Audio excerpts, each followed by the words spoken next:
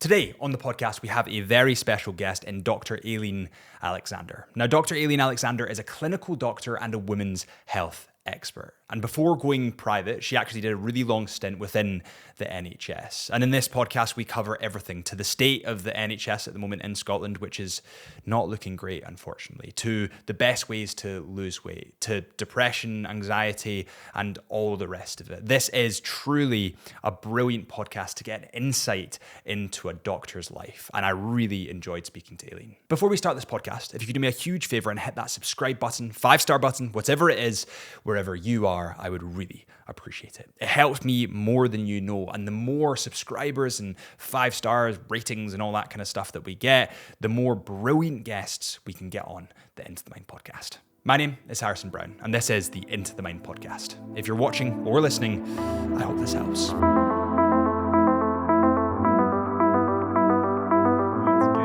Why don't you start, I suppose, why don't you start by kind of going over, for the listeners that are maybe wondering, exactly what you do? Great question. So I am a doctor that is interested in what's called lifestyle medicine. So lifestyle medicine is about how we live our lives and how our lifestyle impacts on disease in the future. So essentially it's about longevity, it's about prevention, it's about health promotion and really health optimization. So most doctors don't get involved until somebody has symptoms or there's a disease present. But what I do is much more proactive in terms of like supporting people with living as healthy a life as they possibly can for as long a time as possible. So improving quality of life, not just handing out pills when they get symptoms. Yeah, and I think that's definitely, from what I've seen, it's definitely a issue, especially with the NHS in Scotland. There seems to be this thing where the doctors don't have enough time. So instead of maybe getting to the root cause of the issue, they are just handing out maybe anxiety medication or depressive medication because they don't fully understand what's causing it. Does that resonate with you? It totally resonates with me. So up until 5 years ago, I was an NHS GP and very much practiced by, those same measures as you talk about there, because you have 10 minutes, which includes the time to read the notes, call the patient in, wait for them to walk with their Zimmer frame to the room. My room was the furthest away one, of course it was. And it's really, really difficult. So I think the NHS is wonderful. Like I wrote a post on LinkedIn about this. I'm not an NHS basher in any way, shape or form, but there are so many limitations to that system. And if there are people out there who proactively want to improve their health and prevent burden in the system in the first place, then that's where I come in, like really helping people to look at not just like the normal range, but what's like the most healthy optimal range for blood tests or weight or, looking at a whole different range of things from sleep to stress to what we're eating to the exercise that we do. Mm-hmm. And take me through, I suppose something that's quite interesting to me, and I know I totally agree with you. I think the NHS, the people are phenomenal, but I think it's the actual system that's perhaps broken. And I don't think I'm speaking out of turn when I say that. I just there just seems basic procedural things that aren't in place that means that there's huge queues developing and this kind of pill giving culture. Take me through like a day in the life of an NHS worker. Is it super, super stressful? Because that's what my other friends that are doctors have said. It's quite bad. Yeah, it's pretty stressful. And I think a lot of people think I left because of the stress, and partly, but then running your own business comes with like huge stresses anyway. They're just in a different shape or form. So it would depend where you worked. So I was a GP in lots of different places, and different patient populations, different demographics bring different challenges, but also how that practice manages their patients. So each GP practice is like its own little independent business, and therefore they can start to influence patient decisions and patient behavior. So one example of that would be one place I worked, it would be bring in us all your problems and we're going to do your bloods and we're going to do everything in that 10 minutes. Next place I work, it was like one patient per appointment and one problem. So you can see how you can start to influence change there, but stuff just backs up because ultimately there aren't enough doctors And healthcare professionals as a whole tend to be givers as people. So they want to over deliver. They tend to not meet their own needs. So they're maybe not eating well themselves. They're maybe not managing their stress. They're very unlikely to be leaving work on time. They're probably seeing people at home doing home visits on their lunch break whilst eating a sandwich, driving there. Yep, did that many, many, many times. And therefore, it's often the professionals that are working within the NHS that are burnt out, who are also seeing patients that are burnt out. So, how can we influence behaviour change when we're not leading by example? Well, we don't create behaviour change. We just hand out pills. So, okay, your HbA1c, which is your average blood sugar over the last kind of 2 to 3 months, say that is 46. Okay, well, you've got a diagnosis of pre-diabetes. You might get type 2 diabetes. You should improve your diet and you should start exercising. And that's just kind of the blanket approach. And that information is often given by the receptionist because the doctors don't always have the time to sit down and have that conversation, which is just so, so sad. So the patient then goes on to develop type 2 diabetes and then they get a medication or a tablet because the blood sugar will continue to climb up. So we're not looking at really informing people, not just with what to do with their health, because eating better, we all kind of know we should eat better, but how do you actually do that? There's a whole kind of health psychology, behavior change aspect that isn't even touched on within the NHS. And honestly, I don't think it can be. Just because of the way things are set up, there just isn't the funding for health prevention in order to catch these things early on.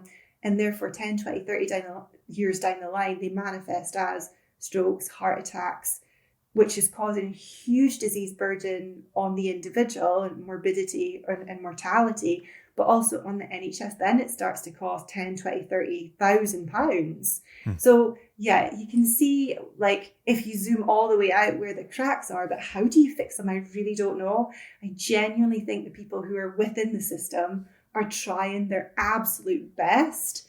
And I had this accidental / lucky escape. I'm not really supposed to be doing this stuff. It all just happened as a bit of a coincidence. Although I truly believe that what's for you will come to you, and it maybe would have happened eventually. But yeah, I wanted to be a GP partner. That was my lifelong goal. Yeah. And do you feel, I suppose it's a different type of stress. I suppose I'm in business myself, and when you're in control of the problems, if you can identify a problem in your business and then say, right, I know how to fix that, or I'll figure out how to fix that, that alleviates a lot of anxiety, because all of a sudden you say, listen, I know that there's a problem, but I understand how I can fix it.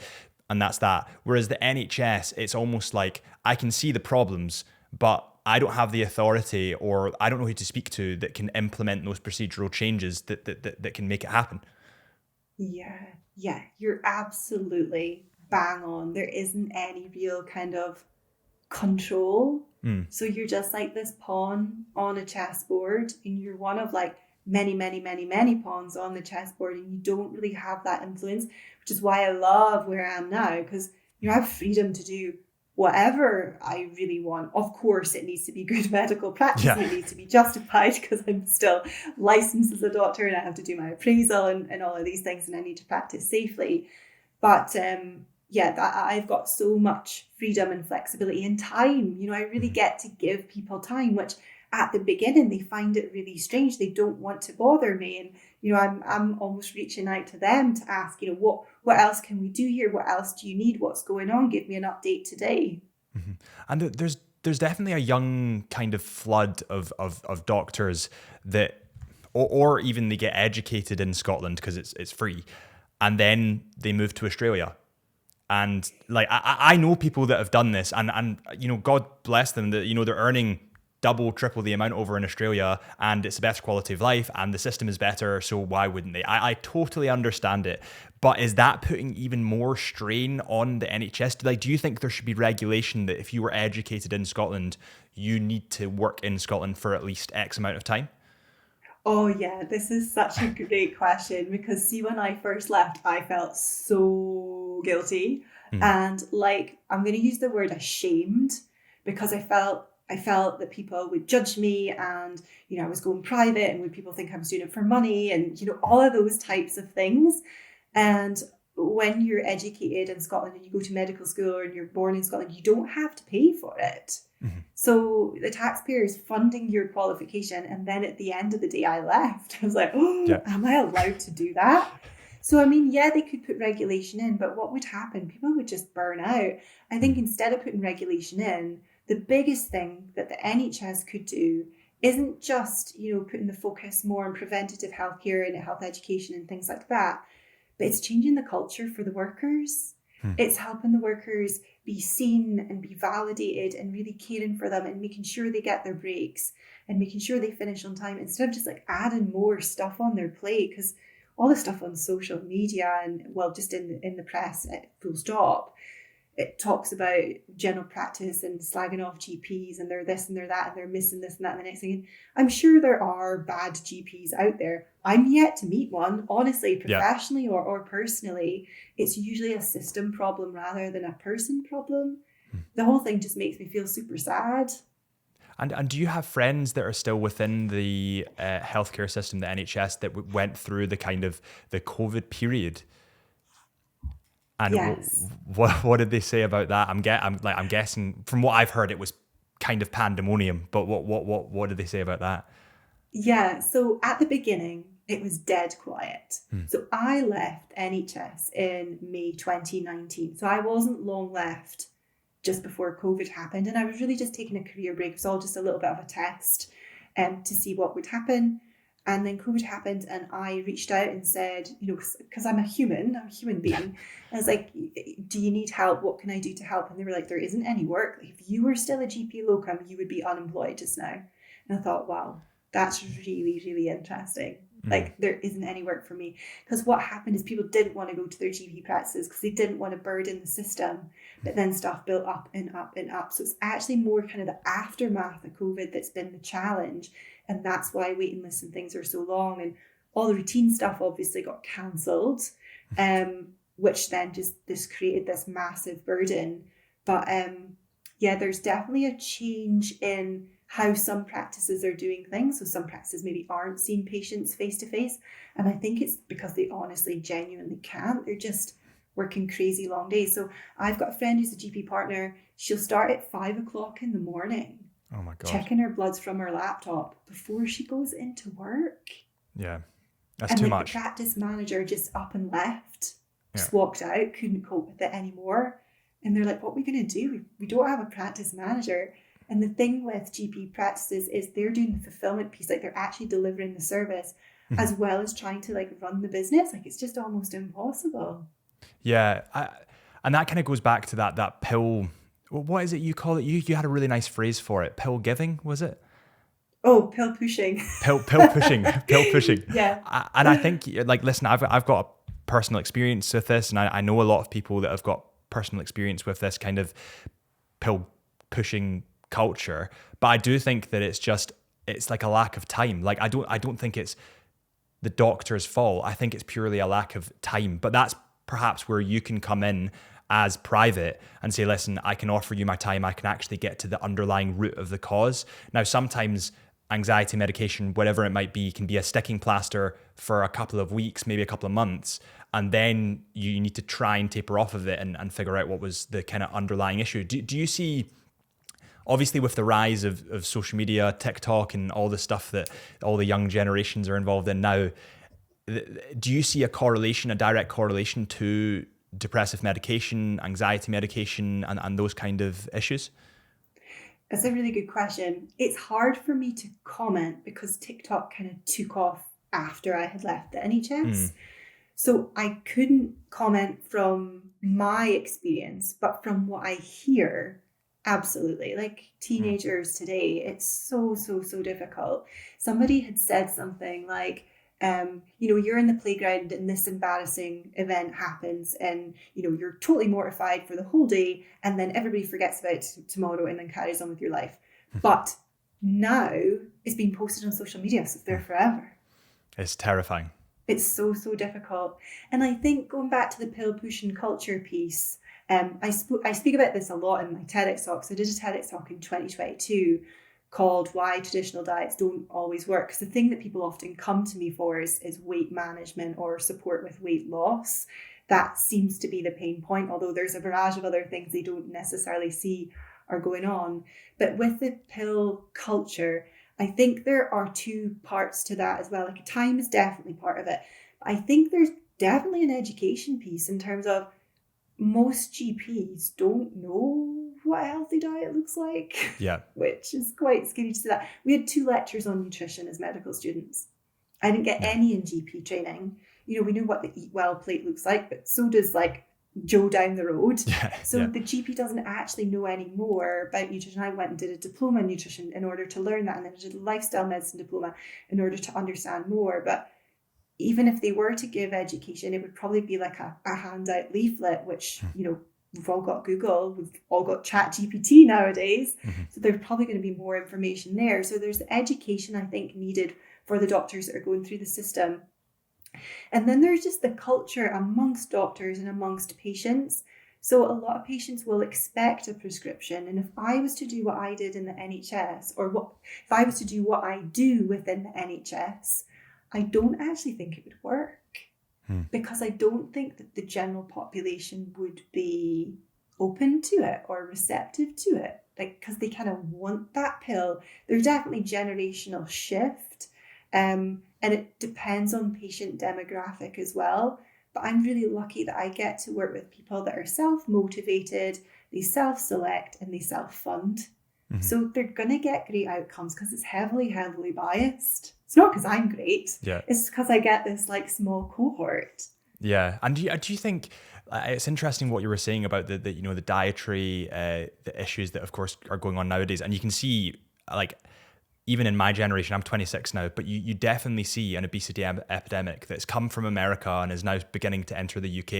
It's just fact. You can see it, and it's really scary because it's you know, I believe in body positivity, and nobody should feel uncomfortable in their own skin. But if you are unhealthy and it's causing you to have an earlier death, then perhaps you should look at eating healthier and going to the gym. I think something that arises from that, I remember I had a GP. I went private quite a while ago when I started sort of getting more photography work. And I remember having a GP that was, I wouldn't say morbidly obese, but he was obese. And instantly I was thinking, like, how can I expect you to tell me how to look after myself if you, with all due respect, can't look after yourself? It's like it's a really weird dynamic, because people think that doctors have this, you know, they are God and they can tell you what is wrong, but oftentimes they are just people. Like, did you find that when you work with clients, that sometimes, you know, you don't have all the answers, but they maybe expect you to? That's such a great question. So not now. In general practice, I thought people would expect me to have all the answers, and sometimes I didn't know all the answers. But now, and I don't mean this in a pompous way, I genuinely do. Like, I have researched and done this work to the nth degree, and I'm obsessed with it. And I'm also a doctor, so I'm a super geek. But yeah, you know, most of the answers are there. But it's interesting that you talk about this health at every size, culture, or movement. And we have to be really careful about how we address that and talk about it, because it's a very, very, very sensitive topic. And, you know, people would say, oh, well, it's okay for you. You're a skinny doctor sitting there talking about it. You don't have problems with your weight. And it's like, well, how do you know that? How do you know I didn't have problems in the past, or didn't have, you know, problems with relationships with food or anything like that? But I think the health at every size movement can be dangerous, because yes, it is about body positivity, and we absolutely do not want to be fat shaming people in any way, shape, or form. But we know from scientific evidence, research, medical science tells us that a higher BMI is correlated with an increased risk of multitude of different illnesses. That doesn't mean that there aren't people who have a slightly higher BMI that can be healthy. That is possible, and it's more common for women than men. And it also doesn't mean that if you have a normal BMI that you are healthy. So you can be unhealthy at a lower BMI. Like, there's other risk factors to consider, like, you know, blood pressure and smoking status, and, you know, there's a huge amount of different things. But weight is such a huge factor when it comes to health. And you're right, like, when you looked at your GP and you're saying, but you're overweight, I think this is so interesting, because we talk about healthcare professionals and we talk about healthcare in general. It's not healthcare, it's disease management. They're disease management professionals. They're really, really good at managing disease. They're really, really much better than me. But when it comes to health, like health isn't even a consideration. It's not the National Health Service. It's the national, if you have a disease or a diagnosis or a symptom, we'll try our best to make sure it doesn't get any worse through pills service. Mm-hmm. I think, yeah, and it's super scary seeing, especially amongst the younger demographic, the age of social media. And listen, if you want to be body positive and post things on your own social media, you've got the freedom to do that. That's fine. But you often get trapped in a mirrored room with social media. And what happens is your beliefs just get shown back at you because the algorithm knows that you'll engage with those beliefs because you believe in them. So you can't see any other, you can't see past it. So a lot of the times the body positivity stuff, the beliefs are just shown back at the people that don't want to change. So if they are perhaps slightly overweight, all of a sudden you'll have this reaffirmation that that's okay on social media and that's okay to be unhealthy, which is unfortunately what it is. And then to even cap that off, you have modeling campaigns of plus size models. Like I know that models are people to aspire to, and you might never get there. Like I'm not going to be Zac Efron with a six pack and like just abs coming out my chest and all that kind of stuff. But at least I have a goal to get fit and to try and look healthier. And that it's so scary that it's just being reaffirmed to people. Like it seems to me that it's just being suggested to people that it's okay to be unhealthy. Yeah, I think it's so interesting. Again, we have to be so careful because it's such a sensitive topic, but I agree with, many, if not all of the points that you share there, especially this mirroring thing that happens with the algorithm and on social media, but also just the way our brain works. In that, suddenly if you buy a red car, you see red cars everywhere. Like our brain is designed to tune into that information. Like it's a cognitive bias that we have. Yeah. And you mentioned something interesting there. You mentioned smoking earlier that's obviously extremely unhealthy and nobody should, if they can, they should all not smoke. And a rise of something that has been in my kind of peripherals is vaping. Mm-hmm. As a doctor, what are your opinions on vaping? Oh, I just think it's nonsense, right? It's total nonsense. I can see and understand the attraction. It's a deep inhale, it's an exhale, it smells nice, it makes you feel good. So does deep breathing, but it doesn't have that same appeal. And then there's like this kind of street cred factor for teenagers, for example. So I have 2 stepchildren, they're 12 and 15. Neither of them are vaping that we're aware of, but we know that their friends do. And it's so tricky. I was actually at a music festival recently and they had advertising on the side of this truck and it said vaping is 90% more healthy than smoking or something along those lines. Mm-hmm. And I was shocked that that was even allowed. I mean, it's probably not allowed. They've probably been shut down now. But vaping is this, well, it's not new, is it? It's been around for a few years, but we just don't know the longer term damage that it has on the lungs. I mean, look at asbestosis, for example. So we used to put asbestos into buildings years and years and years ago. And now we're like, oh my goodness, it causes cancer? Yeah. Like what? So, and same with tobacco use and smoking way back in the day. It was like a really classy thing to do. And now it's almost seen as like a dirty thing to do. So we've just not got there. But yeah, vaping will be amongst like so many other things. And I think even like drug use amongst teenagers nowadays is so much more common, so much more like accepted amongst teenagers. And there's a lot more dabbling than definitely happened in my day, which is, it's terrifying. Yeah. And also I think that nowadays, and I think we've all been to festivals. Everyone's had fun. Everyone's been a bit stupid in their time. It happens, you're young. But nowadays, especially, you've got the social implication of if someone gets a photo of you doing something you shouldn't do when you're 17 years old, and then all of a sudden you're a lawyer at 40, but that photo surfaces, you're screwed.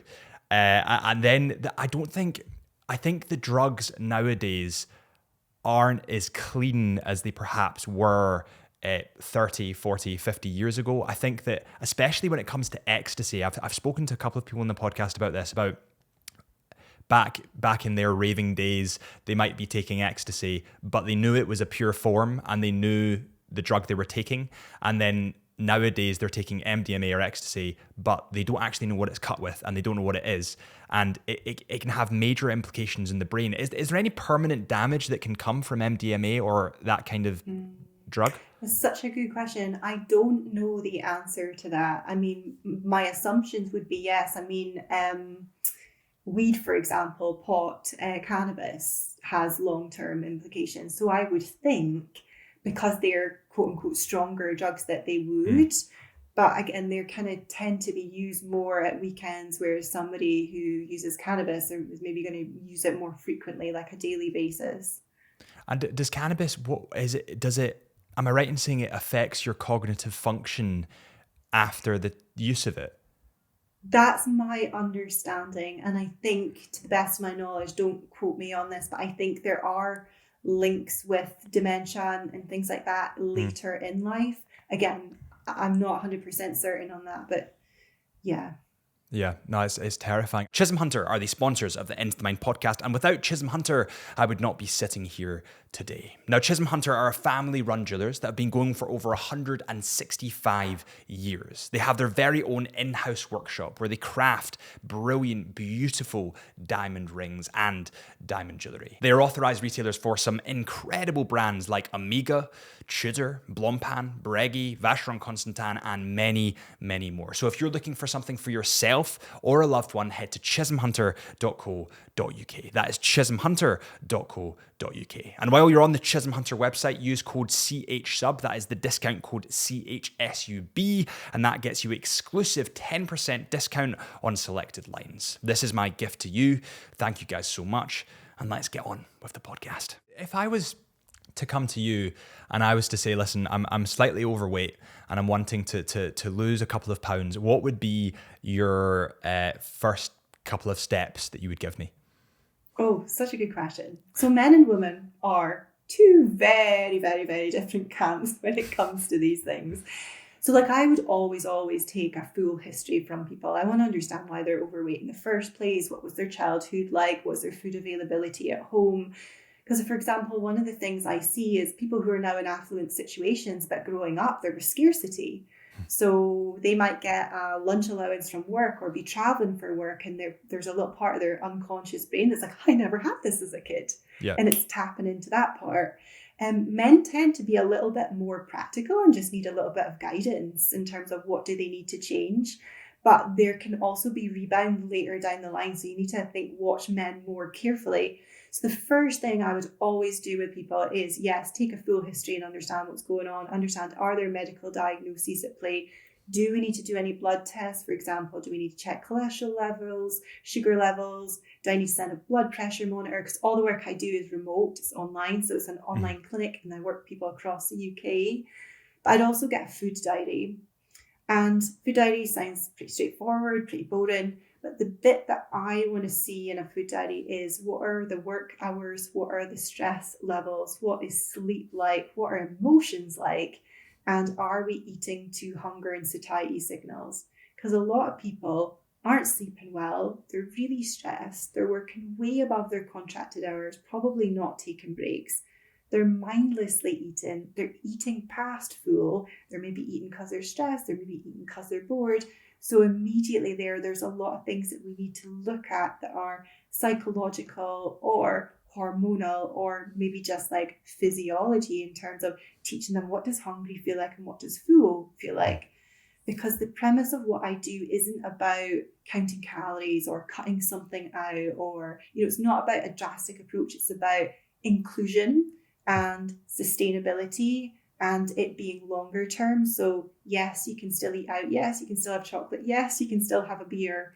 But it's about learning how to do that in moderation and knowing when you've been using food as a tool to self-soothe or to kind of cover up emotions. So that was a really long-winded response. No, it makes sense. And it definitely resonates. I think that the thing that you said about the psychological part of it, especially, I was just thinking of my dad. He grew up in Easterhouse in Glasgow, which is a really bad area. I think at the time that he grew up as well, it was like the stab capital of the world. It was really bad. So he grew up very poor, but he can't, he's very fit. He goes to the gym every day. He's incredible, but he just cannot leave food on the plate. Like no matter what it is, if he might be really, really full, but if you have food in your plate that you're not eating, he has to eat it. And I think it's because as a kid, he perhaps didn't have that opportunity to maybe eat as much as he could. And it kind of taps back into that psychological thing that you were talking about. What do you think? I've not had an issue. I'm fine in terms of my weight, but I can't gain weight. I really struggle to gain weight. What would be your advice for someone that wanted to gain weight instead of lose it? So again, I would want to look at the food diary to see what are you eating, like how many calories are there. It's difficult to calculate calories from a food diary, but you can get an understanding. And then I would look at increasing the fats in your diet. So fats per 1 gram are 9 calories, whereas protein and carbs are only 4. But fats can be really heavily satiating. So sometimes people will add more fats to their diet and they just feel really, really full. But I think eating little and often and adding more fats in, or maybe hidden fats, like maybe peanut butter into a smoothie or something like that. But adding more healthy fats to your diet is probably the best move in terms of gaining weight. And do you agree with the keto diet? Oh, that's such a good question. I just posted about this on LinkedIn a couple of days ago. I'll tell you a funny story about keto diet. So one of my friends had asked me for advice on keto because him and his wife had been doing it. They'd been doing it for 3 weeks. He'd lost 4 kilos. He was super excited about it. He said, but Aileen, he had a dream. He's like, I had a dream about a steak pie supper and I was ordering it and I reached out to my wife and I touched her when she was sleeping. She woke up and I went, not too much salt and vinegar, please. And I was like, well, doesn't that tell you something about your diet? Like it's so extreme that you're having dreams reminiscing about food that you can't eat. So I think in very, very, very, very nuanced circumstances and situations, then maybe it might work, but I say that with so much hesitancy because as a whole, generally, I don't agree with it in that it just isn't sustainable. So the body's preferred energy source is carbohydrates. So we make energy by breaking down carbohydrates into something called ATP, adenosine triphosphate. And the easiest way to make loads and loads of ATP is by carbs. Now, we can do it through fat and we can do it through protein, but it's not a very effective process. And then the problem with the keto diet is people drastically lose an awful lot of weight and we're like, oh my goodness, this is working, like positive reinforcement. They also physically feel smaller, but it's not necessarily fat they've lost. They've often lost glycogen and water. So glycogen is carbohydrates stored in the muscle and in the liver. So skeletal muscle, the stuff that lines our skeleton.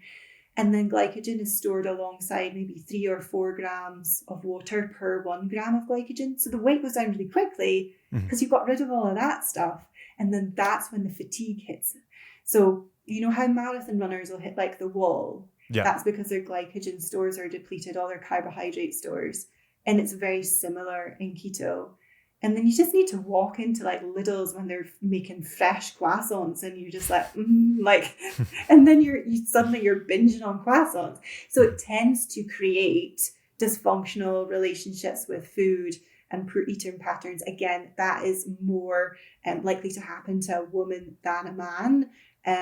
But yeah, most of these drastic diets, I think, can create long-term harm psychologically, but also they're super, super taxing on the body. For example, the liver has a really hard time with the keto diet because it just puts it under so much stress and strain.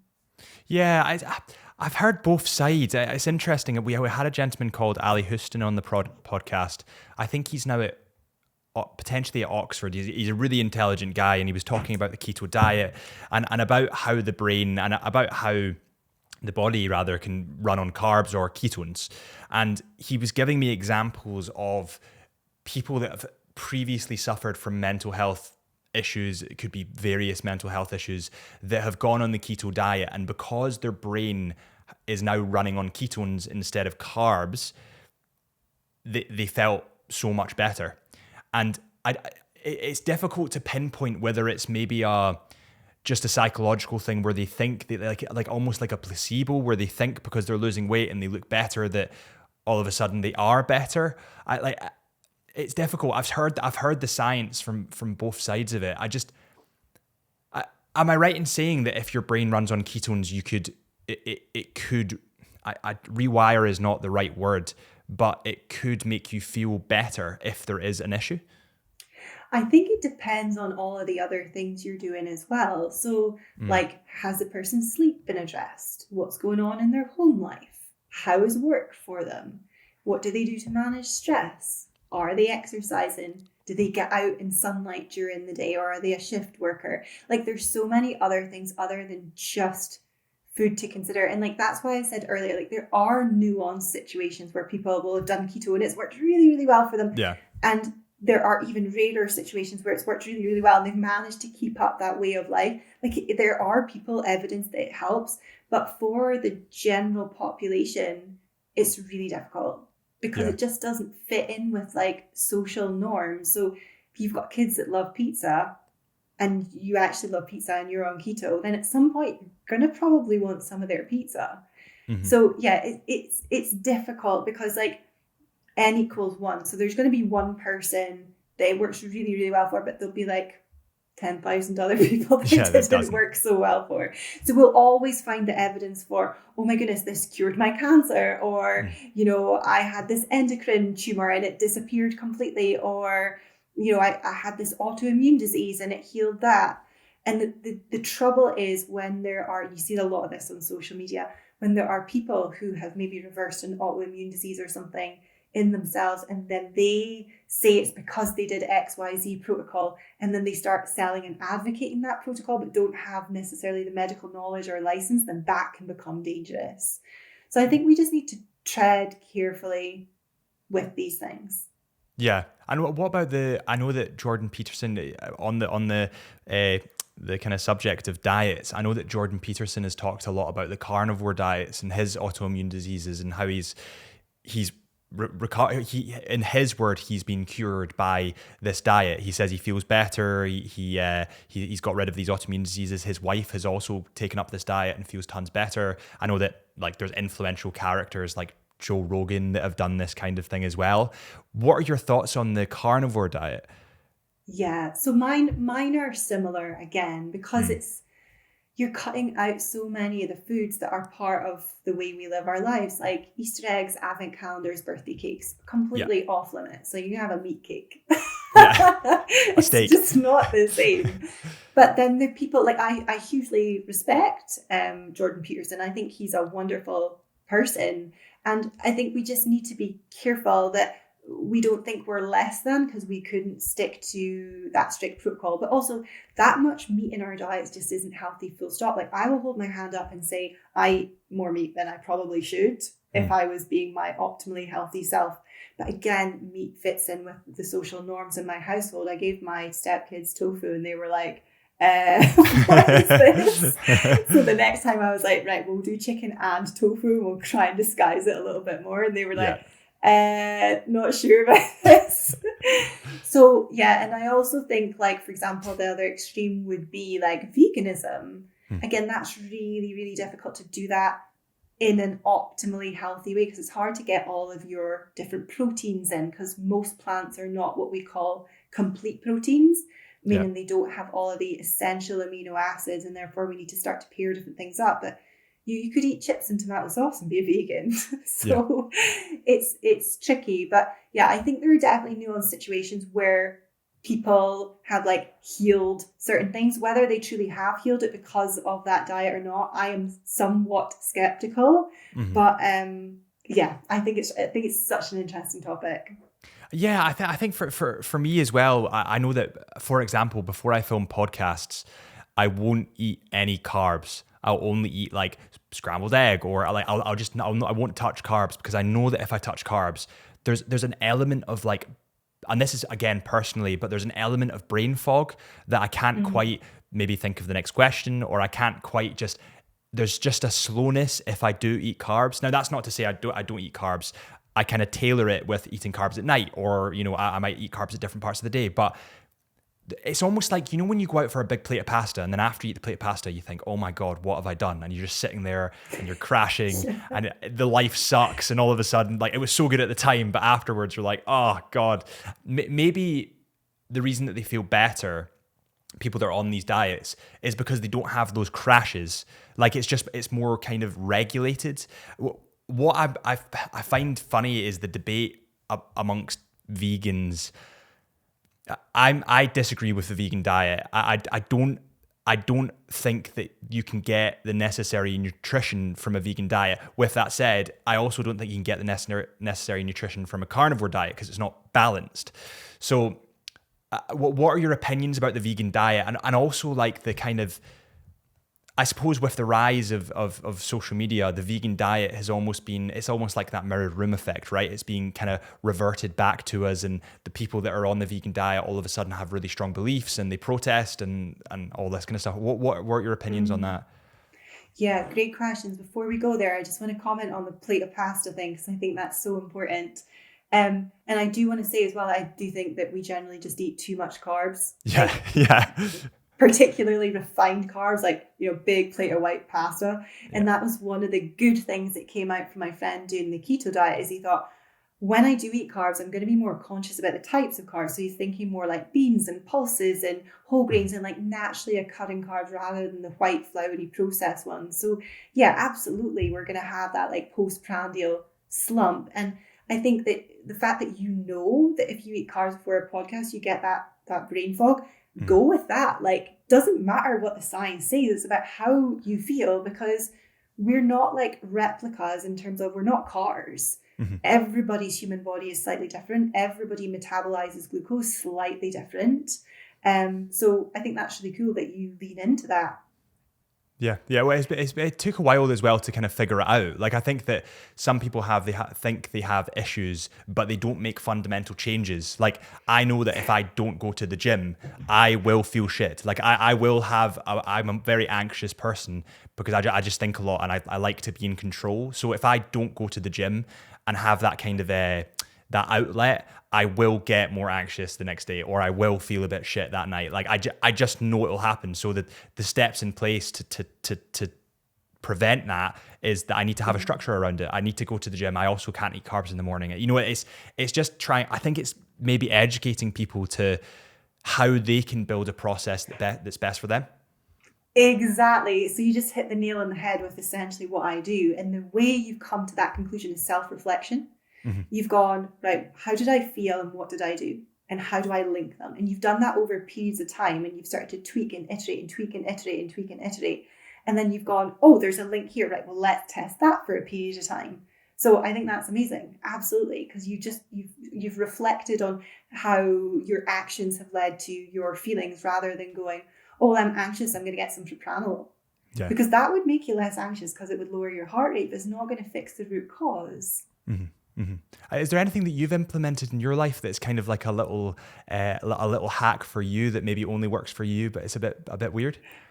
Yeah. Oh, there's loads of things that I do that are a bit weird. So, and I used to be embarrassed that I kind of like, quote unquote, needed to do these things in order to quote unquote cope.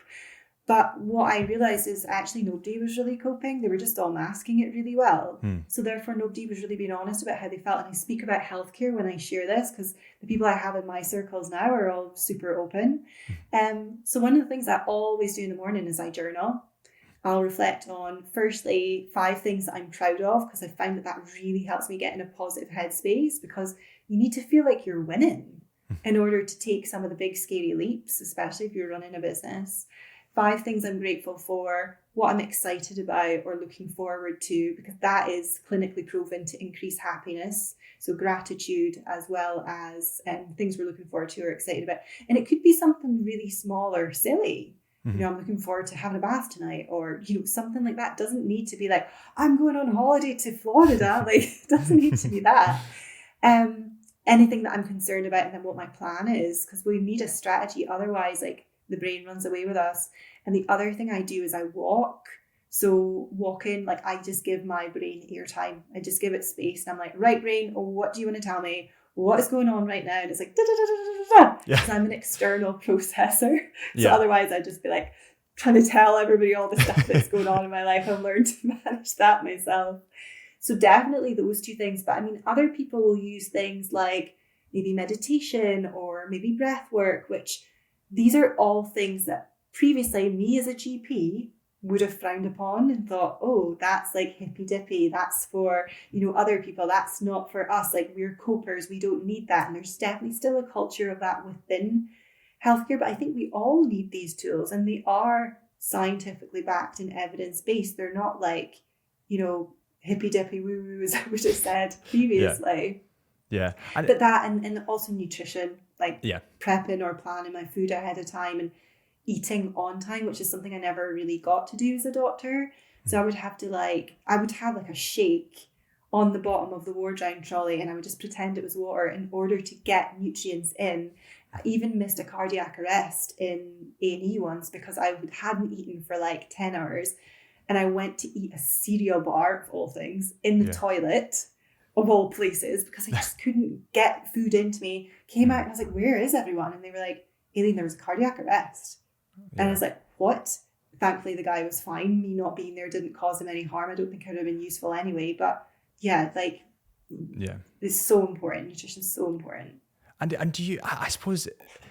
There's this, I find this in town, especially when I work in town. I have my own studio, which is where I am at the moment, but I go into the office about 2 or 3 days a week. In town, there is legitimately nowhere healthy to eat. Like, there's maybe 2, especially in Glasgow, there's maybe 2 salad places that I try and go to. And then there's like Subways, McDonald's, Burger Kings, Pizza Huts. Like, the massive conglomerates are taking over, so it's so much easier to just fall into the habit of, I'll just have carbs this once, and then all of a sudden, like, how it is when you have them once, you want them again, and then all of a sudden again, because you feel crash, and again and again and again. Do you think like society nowadays is catering more for the overweight diet, if you want to call it that? Yeah, I'm so glad you pointed that out. It's something I've noticed for a long, long time. Like, we shouldn't need to bring packed lunches everywhere we go, but I do. Yeah. I am that sad person that has our little packed lunch bag. So, for example, once a week I take my stepdaughter to her ice skating lesson. So we leave at 3:30. I usually have a snack sometime in the afternoon. I have to take it with me because there's nothing to buy at the ice rink, of all places, because all highly processed, long shelf life foods. So I agree with you. I do think we're catering for the obesity epidemic, essentially. We're fueling that. And it's really, really difficult because if you think about these food outlets, they care about one thing: profit. And how are they going to make profit? By selling the food that people want. And what's the food that the general population want? This ultra processed fast food. So it's really, really difficult. And also, for example, in the ice rink, if they did bring fruit in, 1, people probably wouldn't buy it. And 2, even if they did, there's very low profit margin on that. There's only so much you can sell a banana for. So it's really tricky. But if you go to Starbucks, if you go to Costa, just to name 2 of the giants coffee shops, you could buy pretty much any muffin or cookie or brownie that you wanted, but would you be able to buy fruit? Yeah, not normally. Not normally. I mean, sometimes Pret is quite good. They've usually got apples and bananas or little fruit pots. Sometimes Starbucks have fruit pots. I was in Costa today and I don't think I saw anything. It was all beige food. Yeah, it's terrifying. And I also think they're so scared. There was that thing with Pret a Manger that where someone bought, do you remember this? Somebody bought a salad and it had traces of peanuts in it and it killed somebody. Do you remember this? Wow. And no, they got sued. I'll put the link in the show notes just so people can actually see the article. But they got sued for a ton of money because some trace of nuts got into their salad. But I think they're actually terrified to give people this food, especially in America. America's worse than the UK for suing people, but based on the allergens that people have. And they know that this ultra processed food is what it says on the tin because it has been ultra processed. So there's less risk in it. So all of a sudden they're buying the sugary bread that doesn't go out of date because they know exactly what's going to be in it. Whereas the other stuff, they just maybe don't know. There might be traces of something, then they might get sued. Someone might be allergic. And it just kind of, Yeah, it's just really difficult. I think, but it's also putting the other hat on. It's also difficult for people that want to lose weight if they can find Yeah. nowhere healthy to eat. There's like Yeah. a really weird mix. I was going to ask you, I'm quite interested in this. I think that self-diagnosing on social media has become a huge thing, and especially amongst ADHD. Like I see people all the time just being like, "Oh, I must have it," and I got diagnosed when I was quite young. But do you see that ADHD cases are kind of going up with the rise of social media?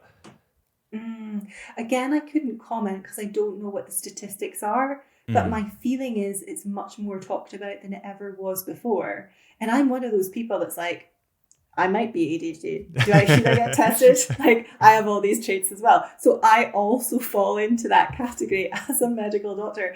But I can honestly tell you, as a GP, I never once saw somebody come in querying about adult ADHD. Yeah. Like, not once. But maybe they bypassed their GP and they would have went straight to a psychologist instead of like using NHS services. I'm not sure. But I definitely see more people talking about it. And I also think they should. It's much more prevalent in the US. I don't know if you know of Gabor Mate. No. So he is a physician. He was a family physician, and he now kind of works in a similar space to me. He's a little bit older than me. I don't know what age he is, but he's kind of like the guru or one of the gurus in the space. And he was asked to write a column for a paper on ADHD. Mm-hmm. And he was writing the column, and he was like, I never really see this, don't really know what it is. So he starts researching before he writes his column. He was like, oh my goodness, I have all of these traits. I have this thing. And then he got diagnosed. So he wrote a whole book about it called Scattered Minds. It might be of personal interest to you.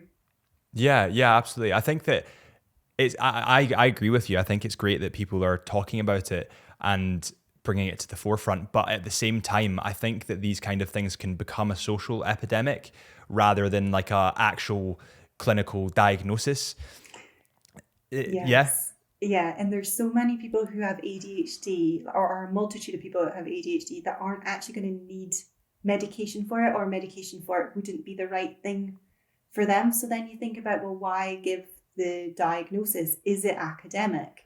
And this is much the same as to when I was diagnosed with dyslexia just 18 months ago. People say, well, what's the point in you even knowing? It doesn't change anything. But actually, for me, it changed everything because it helped me to learn how to self-manage. So it's not necessarily just about getting the diagnosis or it being a clinical label or taking medication for it. But if we know what kind of things triggered it or what we can do in order to help ourselves. So, for example, one of the reasons I got tested is I would write all these emails and they would have loads of spelling mistakes in them. And I checked them like 4 times and I'd used like Grammarly, like the paid for spell checker. And I even got one of my team to proofread it for me. So like I would go to extremes and I was like, why am I missing this? And it looks so unprofessional and it's harming my reputation. And then there were other little things that I would do.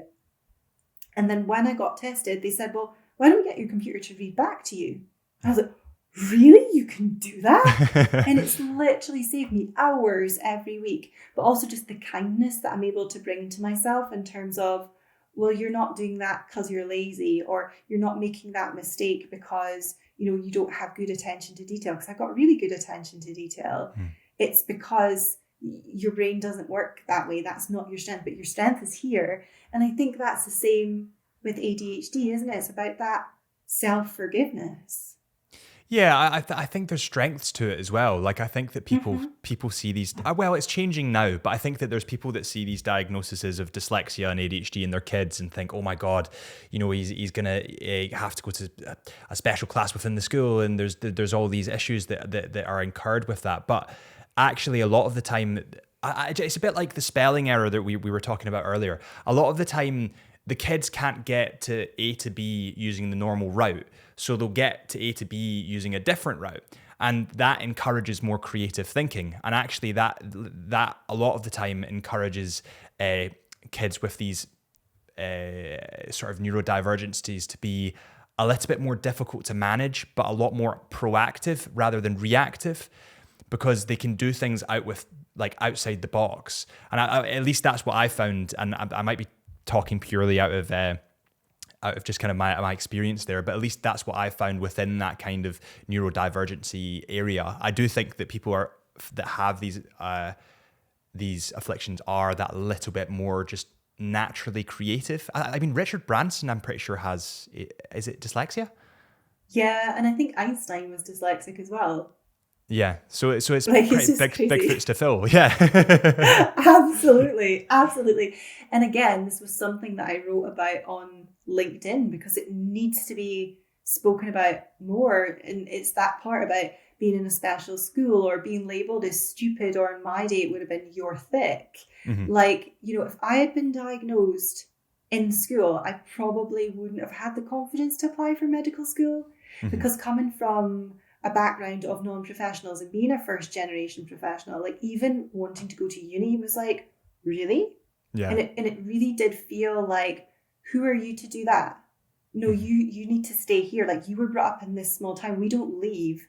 So I felt somewhat ostracized when I was like, no, I'm going to go and do this thing. And if I had a label that then I started to view myself as less than, because that's the way that society saw it at that time, then that could have been catastrophic. So the fact that we're speaking openly about these things and people like Richard Branson are coming forward and sharing, I think is so powerful, because you're right. I do think people are more creative. I also think generally, and I'm generalizing here, I'm not saying people who don't have dyslexia aren't good communicators, but generally people tend to be better communicators because they're not able to communicate through the written word, and therefore they've maybe had to develop charisma or whatever else.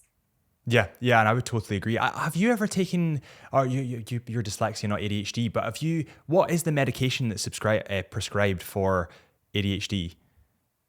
I can't remember the name of it off the top of my head. Again, I never saw ADHD patients, so I would never, I've never prescribed for them.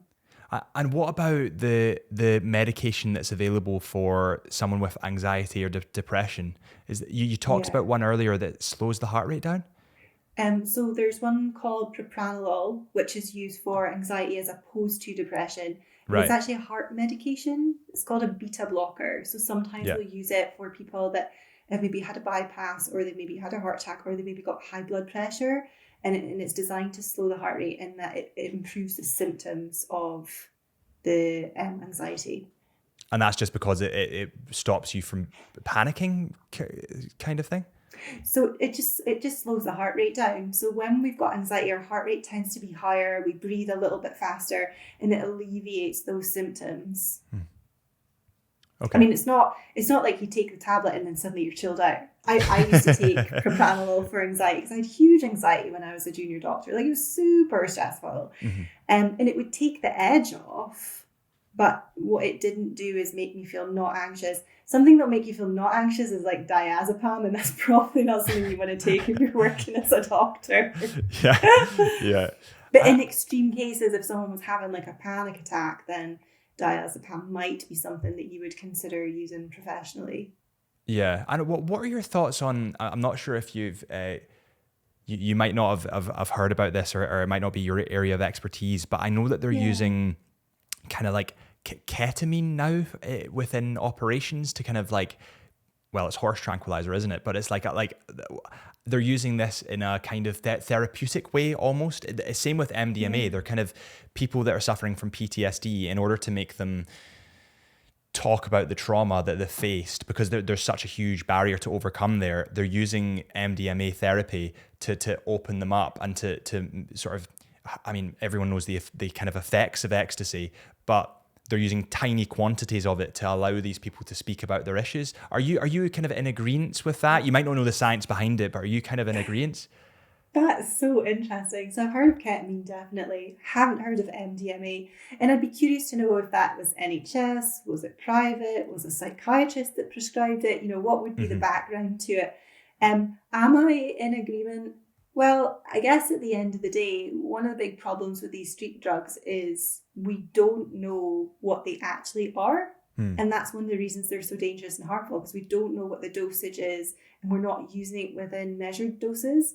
So I think if they're using medications that if they're using them within healthcare or within medicine, then they will be well evidenced before it gets to that point. Otherwise, Yeah. doctors just going to get struck You off. should. But I think if it's helping people to work through their traumas and ultimately improving their quality of life longer term, then and they're consenting to it, then surely that's a good thing. I'm just thinking out loud here. What are your thoughts? I would agree. Listen, I think anything that listen, what they did in Amsterdam was a great example of, if you make something legal, all of a sudden the desire and the coolness for it kind of fades off a little bit. Like, the only people you see high in Amsterdam now are tourists. Like, legit, do you know what I mean? So, like, everyone that goes to Amsterdam, you can spot the tourists from a mile away, because they all go to Amsterdam because they all want to, get high. But people that live there, they don't feel the same way about it. Now, I'm not saying you should legalize all drugs, because I don't think that's maybe the way to do it. But if you perhaps had the scope to test some of these drugs for the properties that they have, the healing properties, or perhaps I know that MDMA has a huge barrier dropping sort of property that people, because of that huge rush of endorphins, all of a sudden love everyone, and they'll talk about their issues. Like, everyone's been to a festival, everyone knows what goes on. But I kind of agree with it. I think people villainize these drugs without actually understanding exactly what they do, and they are extremely dangerous. And if you take too much of something, it's going to be dangerous. And if you don't know what you're taking, of course you shouldn't take it, because you don't know what you're taking. And there's great things at festivals now with testing kits and all of that kind of stuff. But I do think that something like, you need to experiment to innovate. And if there's a whole sector of the drug market that hasn't been touched or even tested to see what properties it could have that are positive, like, I think I would think that they should do that. I think that's super interesting. Yeah, and it's like, we could have a whole podcast just on that topic. And I remember being in A&E and seeing these young kids. I guess they would have been like 18, 19. I was probably like 23 at the time, and they'd come in and they'd had way too much cocaine, and their heart rate's through the roof, and they're absolutely freaking out, but they're completely denying that they've taken anything. Like, what's going on then? Because your pupils are tiny, and your heart rate's really high. But it's the same with steroid use in sport as well. That's it. It's super tricky, and where do you draw the line? And I agree with you in that legalizing it, I don't think, is the answer. It's helping people to understand, well, why are they taking it in the first place? What are they hoping to achieve? How else can we achieve those things? I sometimes talk to my patients about clean dopamine and dirty dopamine. So clean dopamine being like the natural kind of healthy ways that we create dopamine, the happy hormone within our brain. So stuff like going out for a walk, or exercising, or eating well, or sleeping well, or meeting friends and having a laugh, or stuff like that. Whereas dirty dopamine is like the kind of quick hit. So it might be the chocolate bar, or a glass of wine after work, or staying up late and watching Netflix. And do you have any? That was a funny story about the NHS, the people that came in. I know exactly what's going through their head, but I think that, see, when you're young, you honestly think that older people are just really thick, and you don't understand. Like I remember there's instances where I think one of my brother maybe had a cigarette, and he'd sprayed Lynx all over his room, left the window wide open, and he chucked the butt of the cigarette into the garden, and he was totally in denial about the fact that obviously my parents would know that. So I think that being honest with your health professional is really important. And like, trust me, they've probably seen it all, a bit like you in the cocaine story there. You've probably seen it all, right? Have you got any stories that you can remember that kind of spring to mind as kind of funny or comical, or potentially not comical but really bad? That's so interesting. Now, because I'm on the spot, I can't think of anything off the top of my head, but I'm sure there must be loads of stories. And yeah, absolutely, I think being open and honest, but I think there's a real responsibility of the healthcare professional to be approachable. And I think doctors haven't always been approachable. historically speaking. I think they are more so now. But you spoke at the start, like this godlike part of like, it's almost like us versus them. Mm-hmm. But at the end of the day, we're all people, and, you know, Mm-hmm. they genuinely want to help. So, you know, in fact, I'll tell you one story that's just popped in my head is a patient I had who wanted to he wanted support with stopping drinking alcohol. So he was alcohol dependent. And this chap had had way too many drinks all day. And he was in the waiting room vomiting. Oh my But God. still expected me to see him. Yeah. And then I walked through the waiting room to reception. The receptionist said, "That's your next patient. Do you want us to tell him to go home?" And I'm like, "Well, what's going to happen to him if he goes home? He's like vomiting. He's going to choke on his own sick and whatever else." And they were like, "No, but that's what we do in this situation." I was like, "Really? That's what you do? Yeah. That's okay?" Yeah. You know, it's crazy. And so this chap clearly wanted help. But even if I'd seen him that day, it wouldn't have been safe to give him a prescription anyway, because he wasn't in coherent state to retain information or to have a conversation. So it's really difficult because some people are so lost, but you can't save them. Mm-hmm. Mm-hmm. And they need to want to be saved. Like, I feel like you can probably give people the tools, but it's up to them to pick the tools up. Like if you say, start a journal, a food journal, whatever it might be, or go to the gym, try and get to the gym maybe once a week just to start, or then up it to twice, or maybe go a walk, and you can give them these small steps to get better, but it's up to them that they act on that and they actually activate it. Yeah, and I think that's really, really hard for people. It is so hard. And that's why that kind of advice often just didn't work in general practice. So I'd print off a script for, say, maybe sertraline, which is an antidepressant. And on the right hand of the script, there's always space. So it's either got all your repeat drugs or it's just blank if you don't have any repeats. And I would write like a lifestyle prescription on there. So I would say, go for 1 20-minute walk 3 times a week, like super simple starting point. And it was like a prescription also to them. And then I would see them back. But because they're not seeing you for such a long time, they would do really well initially. But then because they didn't have the support at home, or, you know, they were with their own thoughts the 24 hours a day. And, you know, these people were proper depressed, which is why I think antidepressants sometimes get a bad rep because they can be used as a blanket. But sometimes they're genuinely needed because that person would not leave the house to go for a walk. Like, they are beyond that. But we do need to be advocating lifestyle interventions, but people just need great support networks as well. You know, whether that's a flatmate or a friend or a family member, a lot of people just don't have that support. Yeah, it's almost like a personal trainer. Like, I suppose, like, I have friends that are really, really fit, by the way, and they go to the gym all the time, but they have a personal trainer. And it's not that the personal trainer is telling them anything that they didn't know. It's that the personal trainer is holding them to account. So it's like you're not even paying for the education. After a while, you're not paying for the education. You're paying for someone that is a professional within their area, kind of holding you to it and directing you where to go. And sometimes people are slightly more dependent than others, and people sometimes need that extra pair of hands to say, listen, you need to be at the gym for 6 a.m. or I'm going to be really angry at you. Like, have you found this? I'm not sure. Do you manage a team at the moment?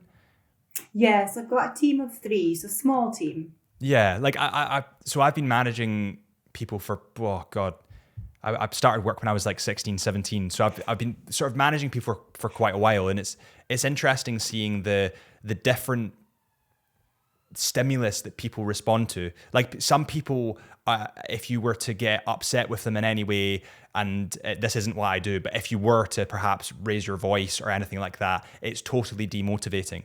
Whereas on the flip side, there's people that respond to that really well and think, shit, he's angry at me. I'm gonna perform really well. And then you get people that you can kind of just leave to their own devices, and you just praise them every once in a while. You just say, listen, you did an amazing job there. And all of a sudden they kind of self-motivate. So it's interesting seeing the personality flips. How have you found managing your team? Yeah, I totally agree with you. So I tend to do the last one. And I think it's just the people that I attract that come and work with me. But I do everybody's Myers-Briggs and try and understand more about how they're wired. The other thing I do with people, and I do this with my patients as well, is their love language. Have you heard of that phrase before? I have. Is there 5 of them? Am I right in saying that? Yeah, you're bang on. So it's a guy called Gary Chapman. I can't remember his professional background in terms of, I don't think he's like a psychologist or anything like that, but he found that, or he believed that there were these 5 different love languages, one being words of affirmation, another being acts of service, gifts, quality time, and physical touch. So that they're the 5. And we're usually a mix of all 5, but one is usually more prevalent.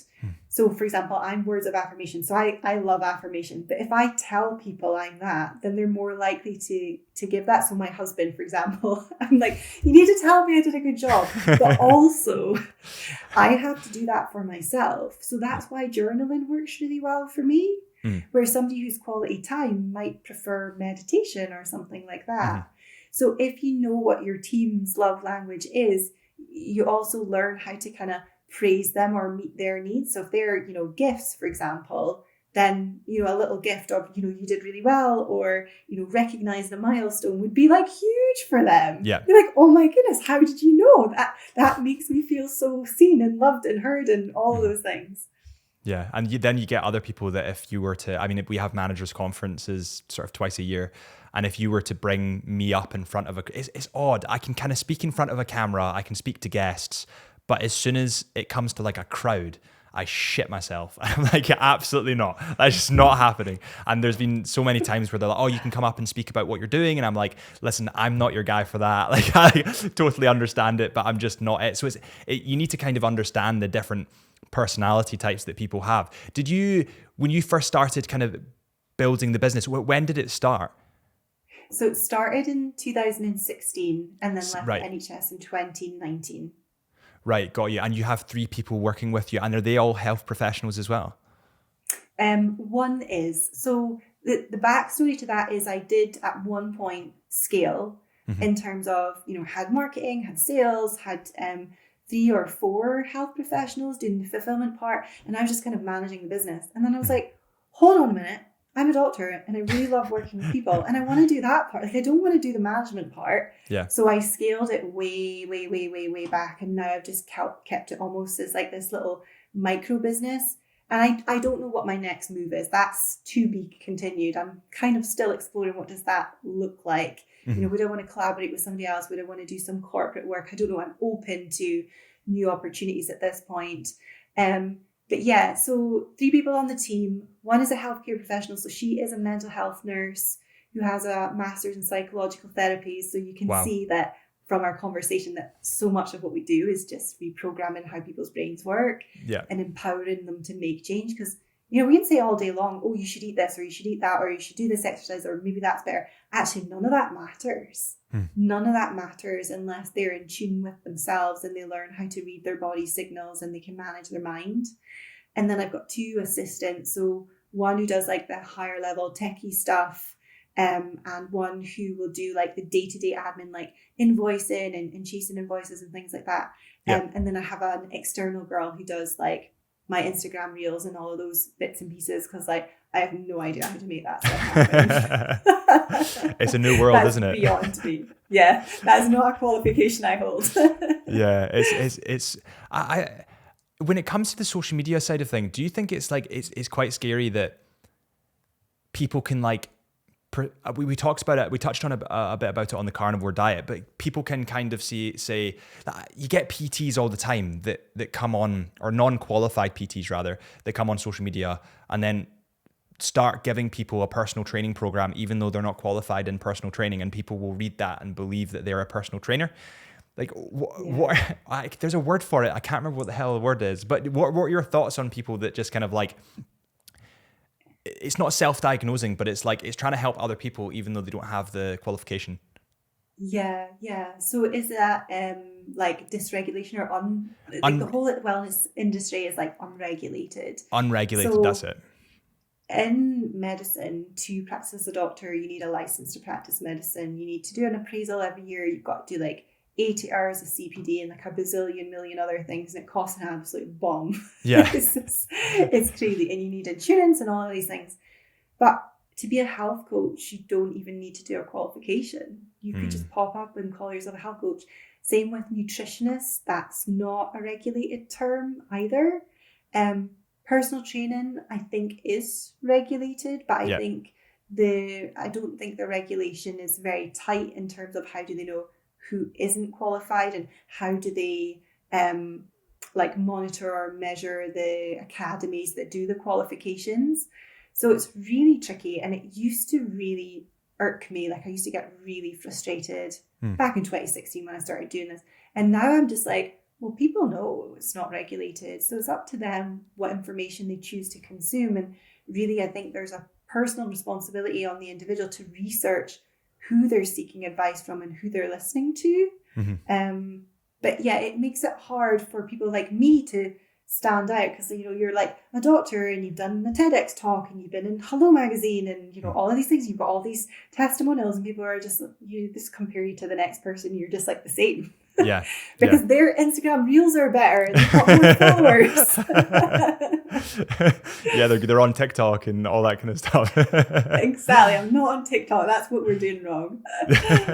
And the kind of the cognitive side of things, the behavioral changes that you kind of implement in people, is there any advice that you could give to, especially on the diet side of things, that you can give, just quick fire advice that perhaps could help them in the interim? So biggest question I think would be, well, there's two big questions. One is like, am I hungry? Am I full? So getting in line with hunger and satiety signals. But the second question, which I think is more powerful, will probably help with that. And that is, why am I eating this? Like, what need am I serving by eating this? Because it's not often, or it's not always, should I say, hunger. So, we don't just eat because food is fuel. We eat for a barrage of different reasons. We eat because we're bored. We eat because we want to be distracted. We eat because we're procrastinating a big deadline, or, we're nervous about something.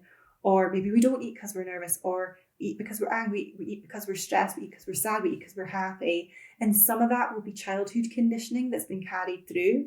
But some of it is just the physiology in terms of what happens hormonally inside the body when we have these experiences, or we experience these emotions, and how that drives us towards often ultra-processed, carbohydrate and fat-rich foods.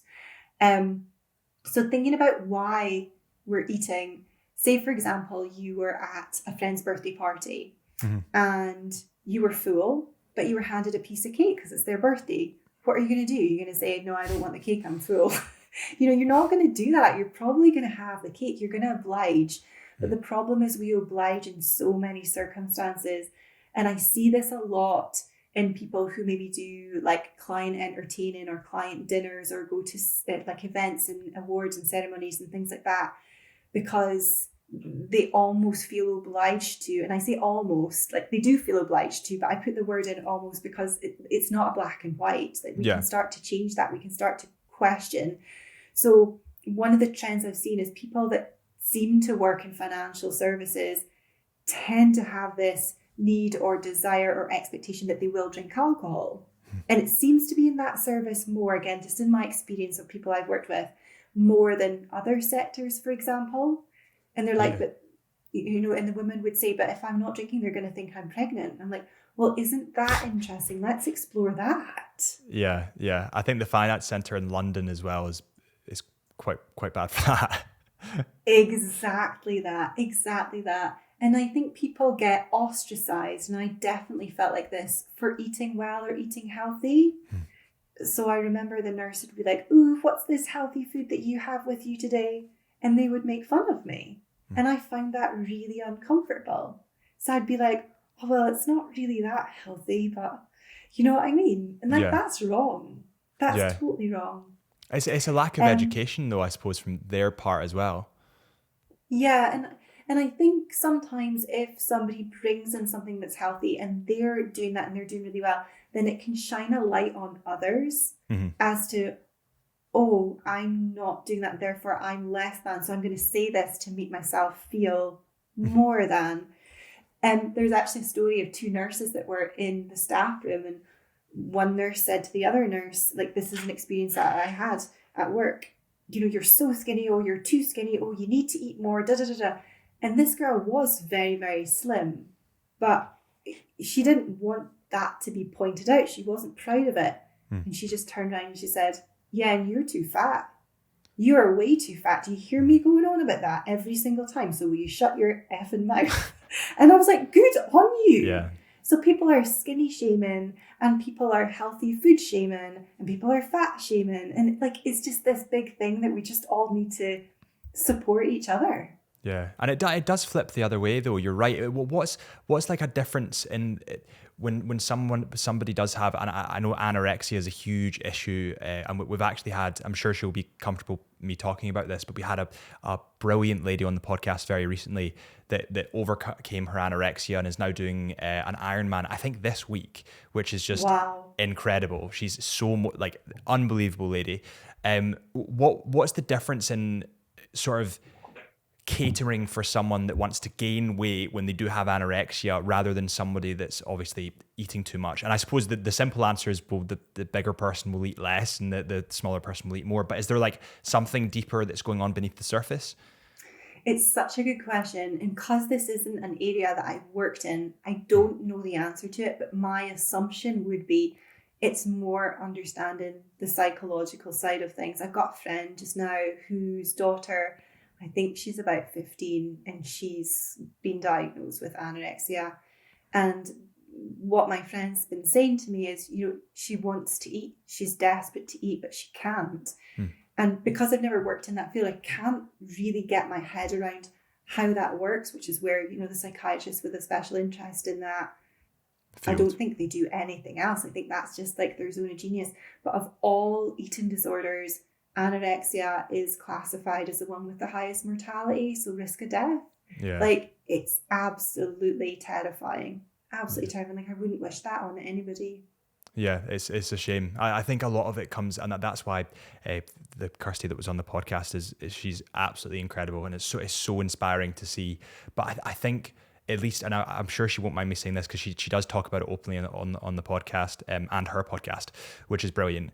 So I think it's partially about a lack of control when you're younger, and then when you kind of fixate with things that you can control when you're younger, and a lot of the time that is eating. So you have this fixation in terms of control, and a lot of the time that can result in this kind of horrible thing that is anorexia. And I think what she did to overcome it was obviously a huge mental battle, but she also sort of put that control and structure in terms of the anorexia into her gym programming. So she switched, she pivoted her kind of like control, if that makes sense. And that's what really helped her overcome that, it's just incredible to hear. Yeah. Oh my goodness. And that makes sense when you think of it that way. Absolutely. It's just such a horrible thing for people to go through. And isn't that so amazing that she's overcome it and she's now about to do an Ironman? Like, that's wild. Yeah, I'm gonna have to text her and see how she gets on. She's done a half Ironman already, and she's done marathons, and it's honestly unbelievable. It's truly, truly inspiring. Where can people find you? So people can find me on LinkedIn, which is obviously just my name, Dr. Aileen Alexander. You can find me on Instagram. You find my lovely reels on there, which is Dr. Aileen, and then it's __, but it's the full word, DOCTOR. Someone else had DR Aileen. And then my website is the same, so the full word, draileen.com. Yeah, it's so frustrating when someone else has a handle, and I have Harrison Brown's obviously my name, and somebody has Harrison Brown handle, and I've messaged them being like, listen, I'll buy this. I'll give you like a couple of grand. Just give me the handle. You're not using it. Just give me it. And they just won't do it. They're just like, they read them and just don't reply. And then they accepted my following request and didn't follow me back, and then just won't give me it. And I'm like, God damn it. You're going to need to up your bid, Harrison. I know. It's so frustrating. But listen, thank you so much for all the advice and having a chat. I know that you've got a meeting very soon, so I don't want to keep you too long, but I really appreciate the time. Awesome. No, it's been a pleasure.